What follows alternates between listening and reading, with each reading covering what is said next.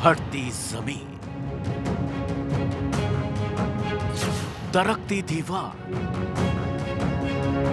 पानी का बहाव, घरों में रिसाव, मंदिर को नुकसान, लोग हैरान परेशान, रातों की उड़ी नींद, हाथ में मशाल, अस्तित्व बचाने की लड़ाई, जोशीमठ में हाहाकार, किसका अत्याचार?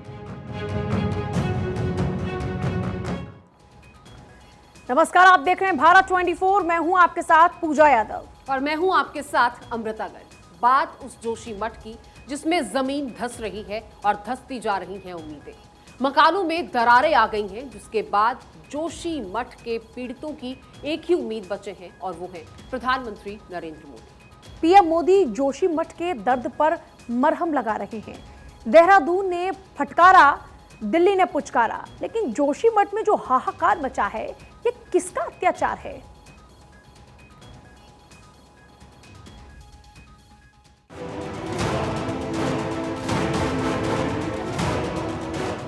जोशीमठ धंस रहा है।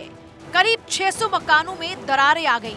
इन मकानों में रह रहे लोगों को अब किसी से उम्मीद है तो वो है प्रधानमंत्री नरेंद्र मोदी, क्योंकि जोशीमठ के दर्द पर अब मरहम लगाने का काम सिर्फ मोदी ही कर रहे हैं। जो काम अब मोदी सरकार कर रही है, अगर यही प्रदेश सरकार ने कर लिया होता तो शायद ये दिन देखने को नहीं मिलता।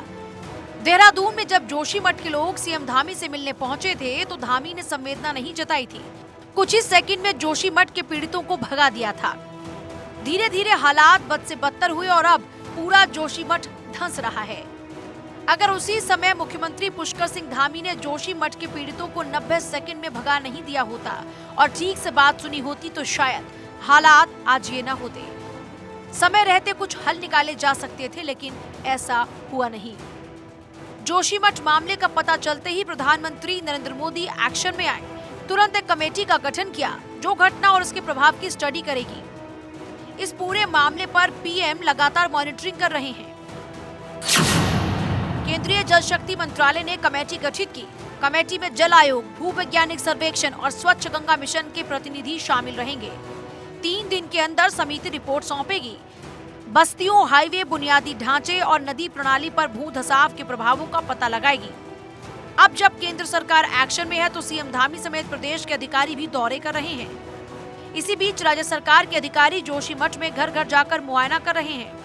जोशीमठ में मुख्यमंत्री जी पहुंच रहे हैं और हमें उनसे बड़ी उम्मीद है कि वो जोशीमठ के लिए कोई बड़ी पैकेज का घोषणा करेंगे, जिससे कि जोशीमठ में एक जो ये दहशत का माहौल बना हुआ है, जो यहाँ पे आपदा है, उसमें लोगों को कुछ राहत मिलने की संभावना है। कहाँ हो जाएंगे आपदा क्षेत्रों का, कहाँ दौरा करेंगे? जोशीमठ में लगभग जो हमारा नगर पालिका एरिया है, समस्त क्षेत्र पर आपदाग्रस्त है। कोई ऐसा पर्टिकुलर जगह नहीं है कि जहाँ पे नहीं हुआ हो। पूरा क्षेत्र में अब मुख्यमंत्री जी के आने के बाद ही लगभग सभी क्षेत्रों का दौरा करेंगे। वो पूरा शहर सहमा हुआ है। स्पेशल टीम पूरे मामले का जायजा ले रही है और एसडीआरएफ, एनडीआरएफ, पुलिस सुरक्षा बल को अलर्ट मोड पर रखा गया। और अब सरकार की पहली प्राथमिकता लोगों को सुरक्षित स्थानों पर रखना है, जिसको लेकर प्रशासन हर संभव मदद कर रहा है। लोगों को शिफ्ट किया जा रहा है, लेकिन सवाल अभी भी वही बना हुआ है कि जोशीमठ में जो हाहाकार मचा हुआ है, यह किसका अत्याचार है। जोशीमठ से अक्षय राय के साथ ब्यूरो रिपोर्ट, भारत 24। जोशीमठ में पहाड़ दरक रहा है, जिसकी जद में 600 से ज्यादा घर आ चुके हैं। लोगों की आंखों में दहशत है, लोग परेशान हैं, बेचैन हैं। अब वो क्या करेंगे? अब लोगों को रात में नींद नहीं आ रही है। आंखों में नींद की बजाय सिर्फ आंसू हैं और दिल में दर्द है जो अब बाहर आने लगा है। घर पर जा नहीं सके, घर टूटने बैठ गए। अभी नए मकान, हाँ, अभी तो नए मकान बने थे जो तभी तो क्या करना।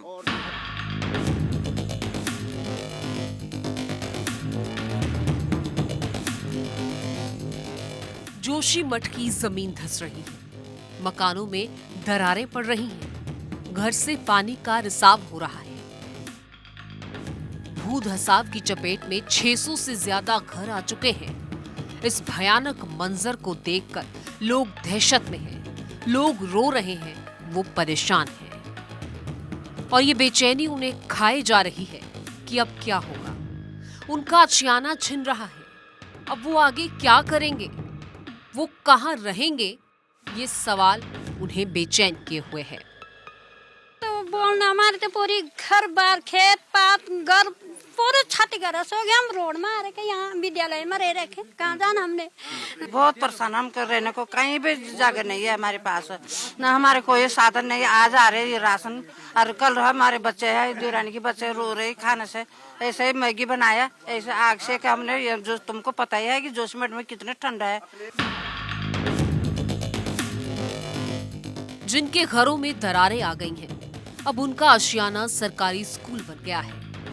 दिन में भले ही लोग अपने घर जाते हों, लेकिन रात को उनको यहीं आना होता है, क्योंकि क्या पता कब मकान गिर जाए। ये डर अब सबके दिलो दिमाग में गहरा गया है।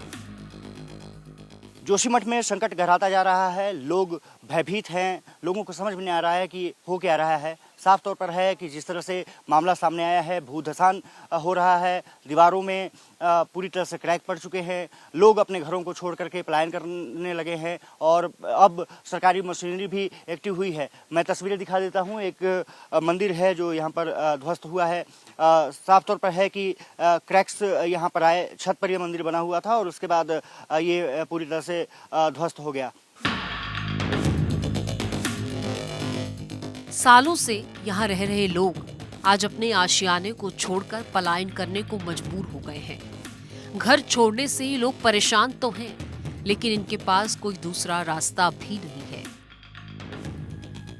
जोशीमठ बड़े संकट से गुजर रहा है।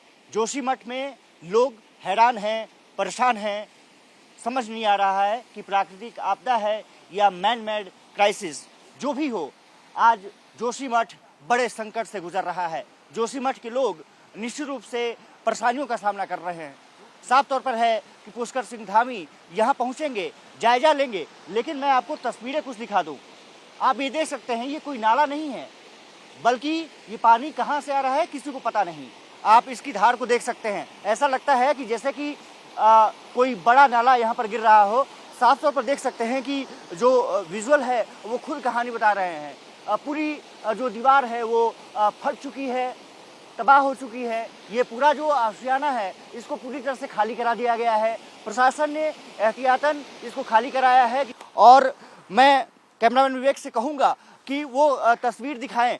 बड़ा भूधसाव यहाँ पर हुआ है। आप देख सकते हैं कि पूरी तरह से ये तबाह हो चुका है। बिल्डिंग ये पूरी तरह से खाली कराई जा चुकी है और साफ तौर पर है कि लोग दहशत में हैं। ये दहशत कब खत्म होगी, इसका सभी को बेसब्री से इंतजार है, क्योंकि जो कुछ हालात देखने को मिले हैं वो ये बताने के लिए काफ़ी हैं कि जोशीमठ में जो कुछ हुआ है वो निश्चित रूप से हैरान परेशान कर देने वाला है। इस धार्मिक नगरी में अब जमीन फट गई है। पानी का रिसाव ऐसा मानो नाला बह रहा हो। जोशीमठ पर संकट और हमारी टीम यहाँ पर पहुंची है। जायजा हम ले रहे हैं कि क्या कुछ हुआ है। जैसा कि मैं तस्वीरों में दिखा सकता हूं कि ये जो दीवार है पूरी तरह से फट गई है, सड़कें हैं पूरी तरह से तबाह होती हुई दिख रही हैं। हम लोगों से बात भी करेंगे, उनकी समस्या को समझने का प्रयास करेंगे। स्थानीय प्रशासन और तमाम लोग रिसर्च में लगे हुए हैं कि इसके पीछे की वजह ढूंढी जा सके। दिन प्रतिदिन हालात और बदतर होते जा रहे हैं। तबाही की दहशत के बीच पहला हादसा सामने आया। सिंहधर वार्ड में स्थित एक मंदिर गिर गया। धार्मिक, सांस्कृतिक, आध्यात्मिक नगरी जोशीमठ अपने संकट से गुजर रही है। पूरी तरह से संकट मंडरा रहा है। आपको मैं कुछ तस्वीरें दिखाऊं, इससे पहले पुलिस कर्मियों का जो जमावड़ा है वो दिखा देता हूं। हैरान परेशान लोग हैं, वो भी दिखाएंगे हम आपको। मैं कैमरामैन विवेक से बोलूँगा वो दिखा सकें कि किस तरह से मकानों में यहाँ पर दरार आई हुई है और साफ तौर पर है ये दरार काफ़ी कुछ बताती है। इसके कारण दहशत का माहौल है। कुछ और तस्वीरें मैं आपको दिखा देता हूँ। ये सड़क है, आप देख सकते हैं कि ये पूरी तरह से फट गई है। सड़क में दरार आ चुकी है। साफ तौर पर है कि ये ऐसे ही नहीं हो चुका है। इसके पीछे तमाम वजह हैं। आपको तमाम दरारें दिख सकते हैं यहाँ।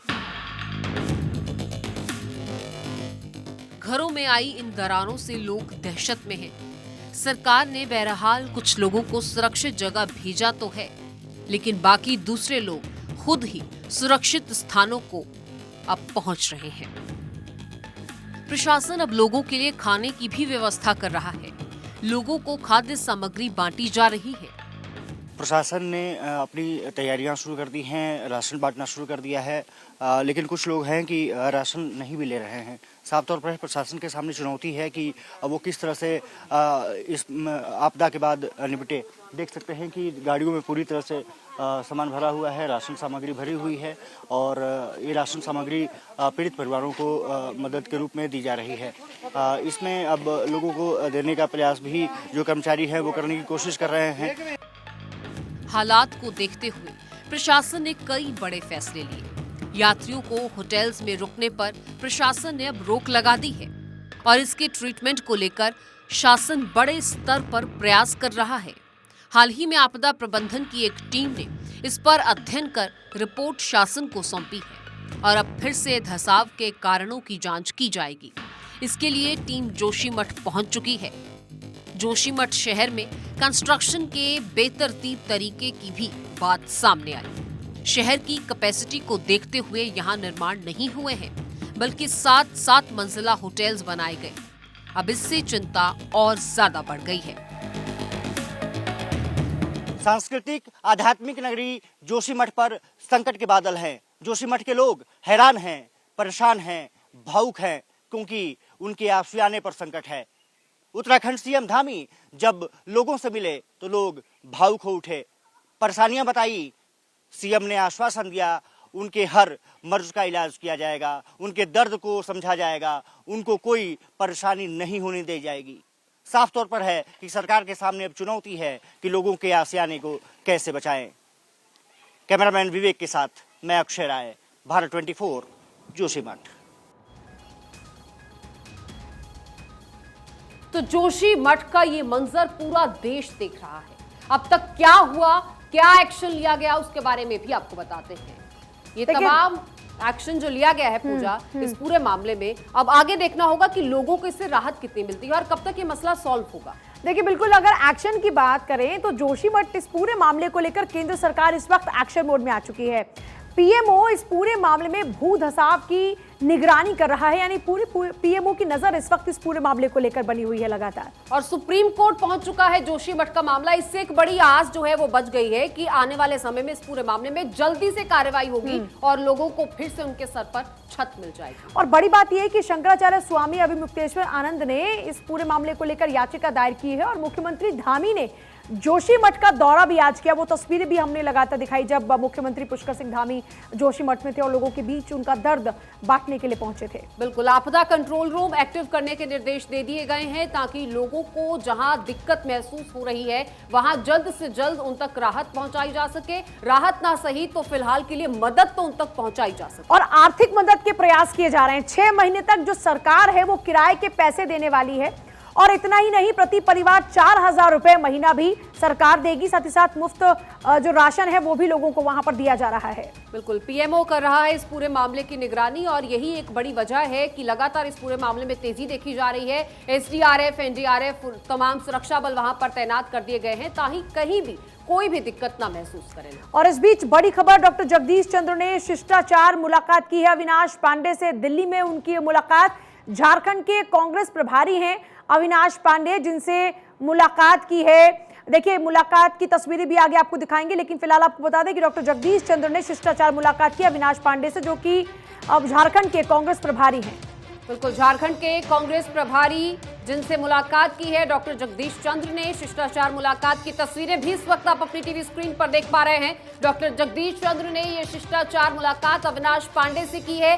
दिल्ली में ये मुलाकात हुई है। झारखंड कांग्रेस के प्रभारी हैं अविनाश पांडे और तस्वीर आप इस वक्त अपनी टीवी स्क्रीन पर साथ ही देख पा रहे हैं। डॉक्टर जगदीश चंद्र की ये मुलाकात, शिष्टाचार मुलाकात झारखंड के कांग्रेस प्रभारी अविनाश पांडे के साथ में दिल्ली में ये मुलाकात हुई है। शिष्टाचार मुलाकात दोनों के बीच डॉक्टर जगदीश चंद्र और अविनाश पांडे की मुलाकात दिल्ली में, शिष्टाचार मुलाकात। झारखंड के कांग्रेस प्रभारी हैं अविनाश पांडे।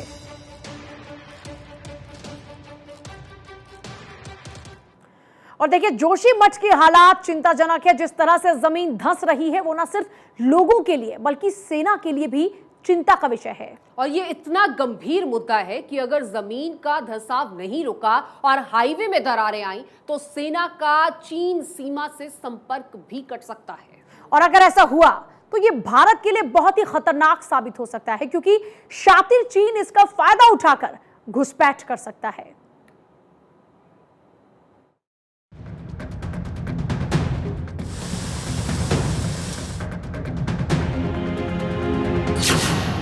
जोशीमठ में जमीन धंस रही है।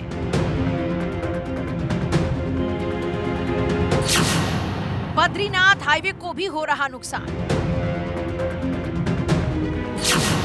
हाईवे की दरारें बढ़ा रही चिंता की लकीर। हाईवे को नुकसान, सेना का काट देगा सीमा से संपर्क। जोशीमठ से भारत तिब्बत सीमा सिर्फ 100 किलोमीटर दूर है। इस लिहाज से ये इलाका भारत के लिए काफी महत्वपूर्ण है। सामरिक महत्व का बद्रीनाथ हाईवे भी भू धसाव की जद में आ चुका है। हाईवे पर कई जगह बड़ी बड़ी दरारें आ गई हैं, कुछ जगह जमीन धंस गई है। अगर बद्रीनाथ हाईवे पर दरारें बंद नहीं हुई तो कभी भी हाईवे का बड़ा हिस्सा जमींदोज हो सकता है। अगर ऐसा हुआ तो सेना का चीन तिब्बत सीमा से संपर्क कट जाएगा, जो बड़े चिंता का कारण है।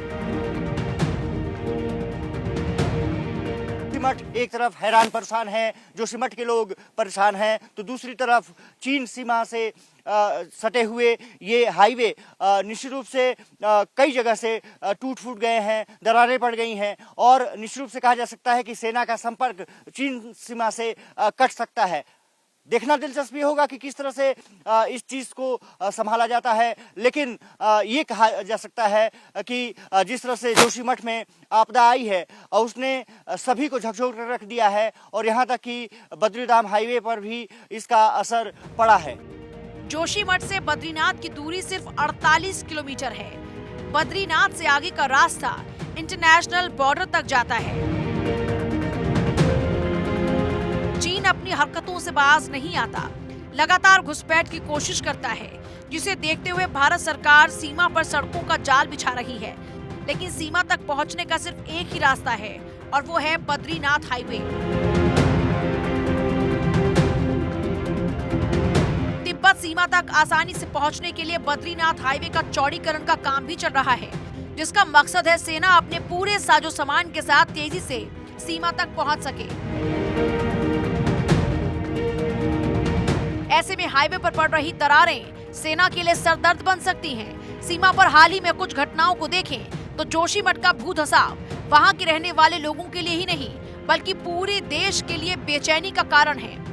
जोशीमठ में हालात चिंताजनक है और इससे साफ तौर पर है कि बद्रीनाथ हाईवे पर भी प्रभाव पड़ा है। बद्रीनाथ हाईवे पर कई जगह दरारें पड़ चुकी हैं। आप ये देख सकते हैं कि भूधसाव हुआ है और भूधसाव साफ तौर पर बता रहा है कि हालात कितने चिंताजनक हैं। भूधसाव का असर हाईवे पर साफ दिखाई दे रहा है। कई जगह गहरी दरारें आ गई हैं। ये दरारें हर बीतते दिन के साथ बड़ी और गहरी होती जा रही हैं। देहरादून से निरीक्षण करने पहुंची एक टीम ने बद्रीनाथ हाईवे का भी मुआयना किया। इस टीम का मानना है कि अगर भूस्खलन और दरारों का पड़ना बंद नहीं हुआ तो किसी भी समय कभी भी कहीं भी हाईवे को बड़ा नुकसान हो सकता है, जो सेना को सीमा तक पहुंचने में बाधक बनेगा। जोशीमठ की जमीन का धंसना न सिर्फ चिंता का विषय है बल्कि ये मुद्दा बेहद संवेदनशील भी है। Bureau report, Bharat 24।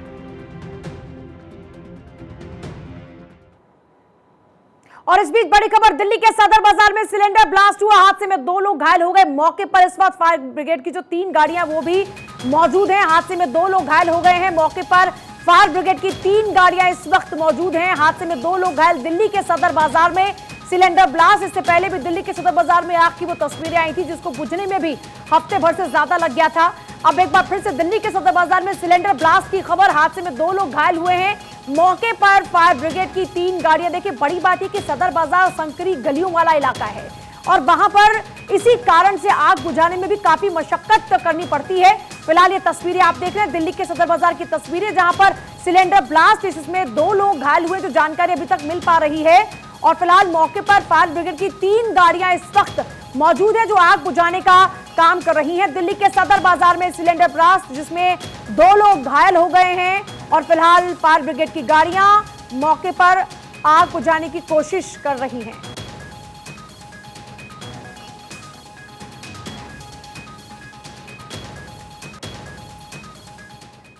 तो अब से कुछ ही देर बाद बड़ा खुलासा होने जा रहा है भारत 24 पर।